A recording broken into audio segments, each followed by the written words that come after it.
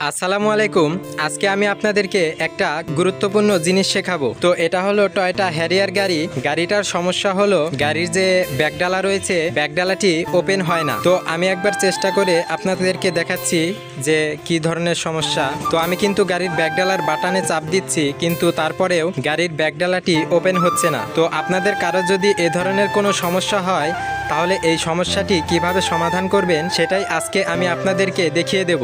তো এই সমস্যাটি সমাধান করার জন্য প্রথমে আপনাকে গাড়ির ইঞ্জিন সুইচটিকে চালু করতে হবে। তো আমি গাড়ির ইঞ্জিন সুইচটিকে চালু করলাম। ইঞ্জিন সুইচটি চালু হয়ে যাওয়ার পর আপনারা দেখতে পাবেন যে গাড়ির স্টিয়ারিংয়ে বাটন রয়েছে, সেই বাটনের সাহায্যে গাড়ির সেটিংসে যেতে হবে। তো আমরা বাটনটিকে টিপে গাড়ির সেটিংসে চলে এলাম। সেটিংসে আসার পর দেখতে পাবেন যে গাড়ির ব্যাকডালার লোগো রয়েছে, সেটা কিন্তু এই যে দেখতে পাচ্ছেন অফ রয়েছে, সেটি আমরা অন করে দিলাম। অন করে দেওয়ার পর আপনারা ডান পাশে দেখতে পাবেন যে এরকম আরও একটি বাটন রয়েছে। এই বাটনটিকে আপনাদের 5 সেকেন্ড চাপ দিয়ে ধরে রাখতে হবে। তো আমি গাড়ির এই বাটনটিকে 5 সেকেন্ড চাপ দিয়ে ধরে রাখলাম। 5 সেকেন্ড ধরে রাখার পর কাজ শেষ, আর কোনো কাজ করতে হবে না। এখন আমরা দেখব যে গাড়ির ব্যাকডালাটি অটোমেটিকভাবে ওপেন হয় কি না। তো এখন আমরা গাড়ির ব্যাকডালাটিকে ক্লোজ করব।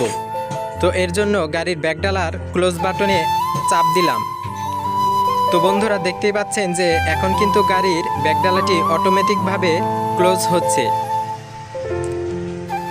এখন আমরা আবার দেখব যে গাড়ির ব্যাকডালাটি ওপেন হয় কি না।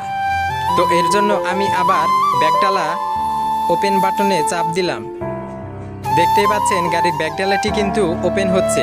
তো আপনাদের যদি কখনো এ ধরনের কোনো সমস্যা হয়, তাহলে এভাবে কিন্তু মেকানিকের কাছে না গিয়ে আপনারা নিজেরাই এটিকে মেরামত করতে পারবেন।